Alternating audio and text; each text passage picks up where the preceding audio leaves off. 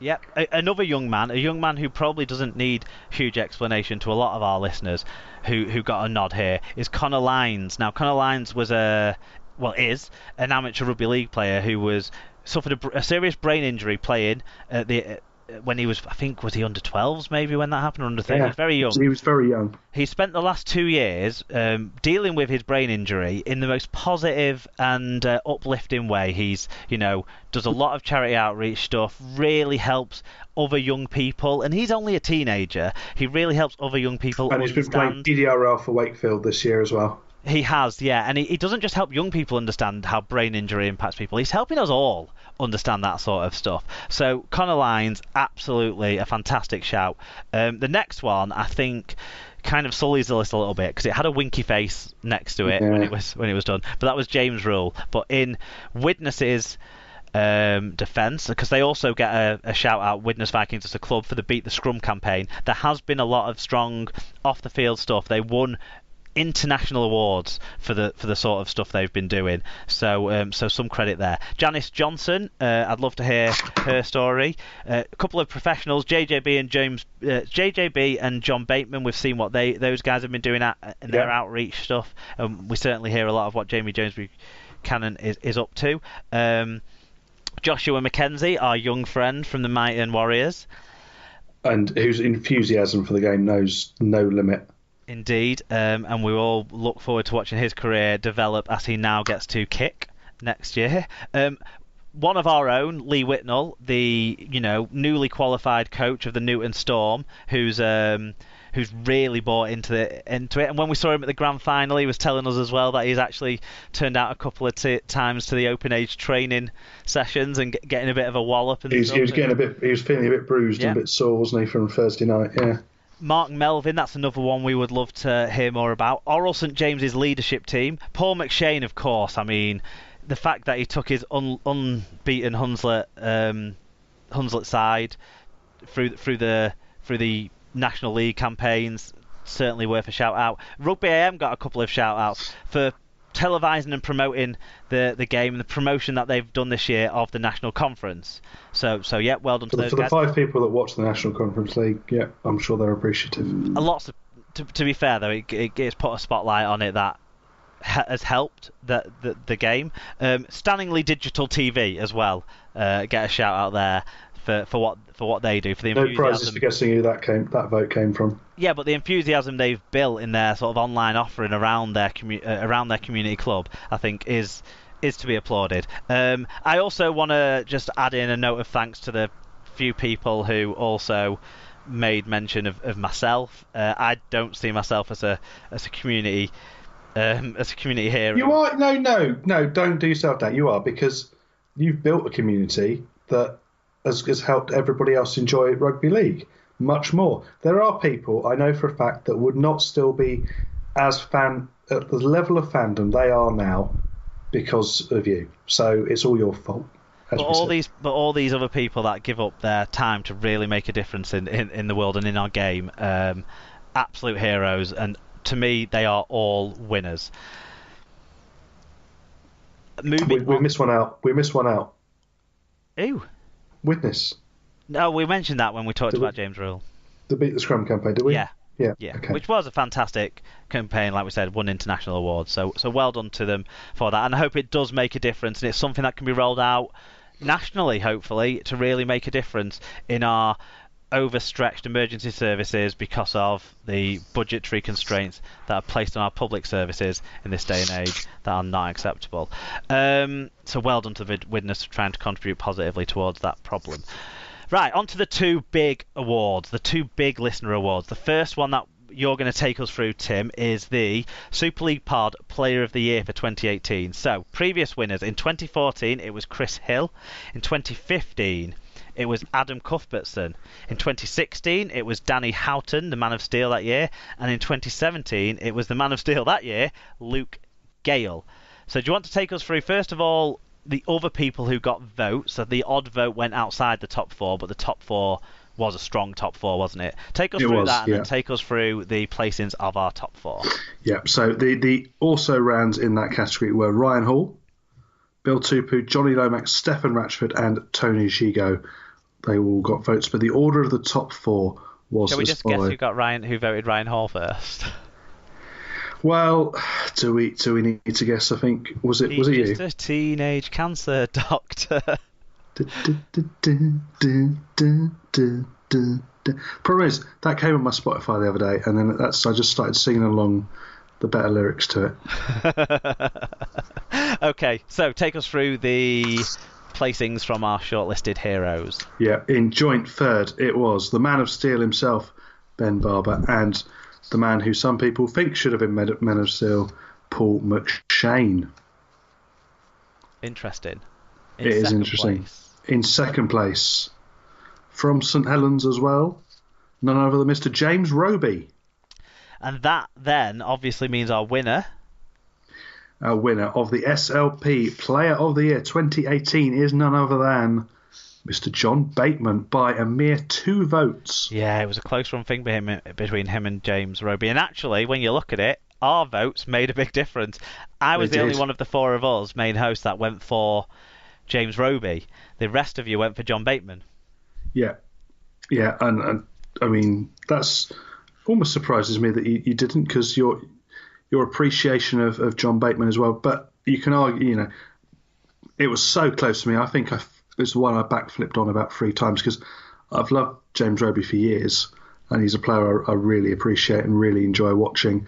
But John Bateman for me, just that level above in some respects, and the fact that it's just the heart and commitment as well as the extreme performance he was showing again and again and again.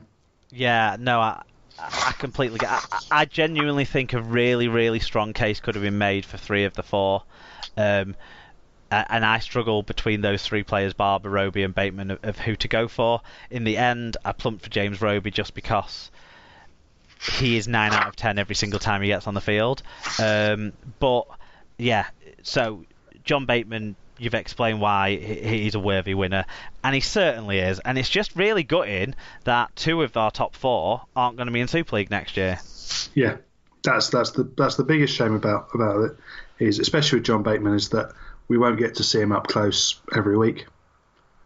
Yeah, and he's someone who's brilliant. And I spent a bit of the time at the grand final just tracking him and just having a look at where he was off the ball and what he was doing when he was sort of marshalling his side of the defence, and he was just everywhere. He's just getting involved in everything. There was a huge spell from John Bateman in the sort of late stages of the second half of that grand final, where he genuinely was everywhere. He played the ball in the same set on both sides of the pitch. Well, there was one. It was possibly the same set. I looked at him and thought, hang on. Where's he on the left now? He's on the right a minute ago. What's he? Yeah. Where's he? He is. And that was one set after he'd chased back and made a tackle in the middle of the field on a break. So a try saving tackle. Yeah, brilliant. Okay, and finally the big award, the biggest award of our whole show, and that is the Dr. Bob Phillips Award for Listener of the Year.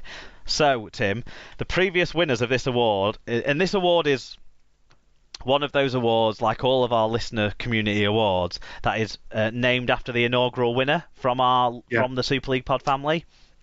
So that tells you that Dr. Bob Phillips won this award in 2014. In 2015, the Dr. Bob Phillips Award for Listener of the Year was won by Dr. Bob Phillips. In 2016, the Dr. Bob Phillips Award for Listener of the Year was won by Dr. Bob Phillips. And in 2017, it was won by Dr. Bob Phillips. This year, 12 individuals received votes, as well as a few grouped votes. So in terms of grouped votes, a few people said all of the people who are now co-hosts that were just listeners and now are listeners and co-hosts and that sort of stuff. Although one vote didn't count, Neil McEwen, have a look at yourself in the mirror. Don't vote for yourself again in this award. Your vote was discounted from the results. Jam. He's a fig jam. Wow, that's some play. I love it. And it doesn't surprise me with Neil. He's nothing if not controversial with all his views. Entertaining as well, I was at. Barry McDermott, Brian Davies, John Paget, Phil Nadin, Sarah McKenzie, Tim G, Tom Andrews. Well done to you guys. You all got votes from someone out there, one or more votes. Thank you to whoever that was. Yeah. So, in joint third place, with the same amount of votes, were Karsten Brumer and Dom Hodgson. So well done to those guys. Two amazing people. Yeah, and I had the absolute pleasure of meeting Karsten for the first time in person over the weekend in Liverpool. We had about half an hour to 45 minutes together, along with David Powell, the Saints fan, and we had a real great time chatting, finding out a bit more about Karsten. He's got a lot of interesting stories about how he got into the sport, how he follows along with the sport, about other things that he's done in his life. He was such a delight to me. I had a great time meeting him, and obviously Dom Hodgson is he's not just a listener of the Super League pod, he's a friend. That's for certain. Dr. Bob Phillips finished in second place. Whoa! Upset. Whoa! You came at that one. You didn't give that one any build up. Threw that one on me. God, it's like a twist in Line of Duty. Someone's just been shot. That means that our winner for the 2018 Dr. Bob Phillips Award for Listener of the Year goes to Fat Boy Rob Ordish. Hey! Sponsor, spam and legend. That is Mr. Hero. Rob Ordish. Congratulations, Rob. You've risen from second place last year in this award to the winner of this award. I'm sure you'll be absolutely delighted with that. As a nice twist, I will let you all know that I've had some medals made this year for our award winners.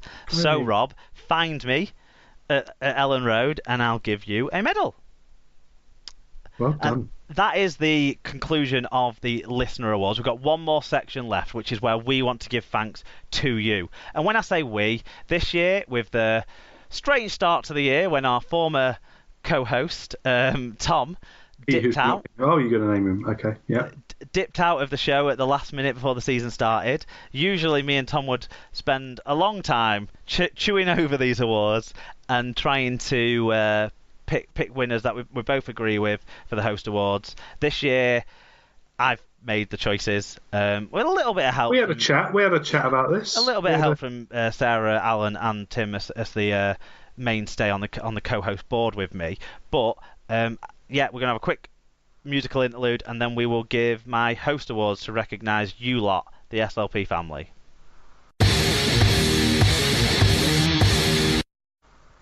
Okay then, the Host Awards. Now these are named after the inaugural winners of the awards, with the exception actually of the first award, which was named more for a special contribution really, of just fantastic achievement.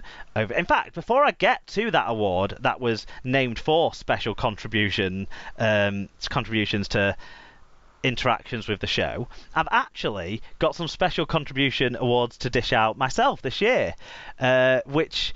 There's 3 winners of the SLP Special Contribution Award. Can you guess who they are? They are Sarah McKenzie, Alan Cale, and Tim Griffiths for stepping in, supporting me along this way. You've not just co-hosted shows with me, you've been really supportive with the, other things that I need input on during the year. Times when I've had, bad times with shows or bad times with some feedback or whatever it might be, you guys have been there to support me, and I'm really pleased as well that I've been able to see you all this year and spend a bit of time with you away from the microphone, as it were. So you guys have helped me an absolute ton this year and meant this show could continue in the way it's continued. So you guys all win the Mark Illingworth Special Contribution Award for Super League Pod 2018. It's just a one-off this year. You're not going to get it every year that you co-host. Next year you'll be having a bigger say in who wins the awards. But well done to you guys. It's been a great thing to do. It's been really enjoyable, and I love these. Normally Monday nights, it's quite weird to be recording on a Thursday and Sunday, but these Monday nights where I sit here and forget to turn the light on or hear some washing crash down or whatever happens. But it does make you think how long a season is, that we started off when it was cold and miserable like this, and then we've come back round, and via when it's been sunny and warm, and I've been sat here in just a pair of shorts and a t-shirt. Yeah, I know.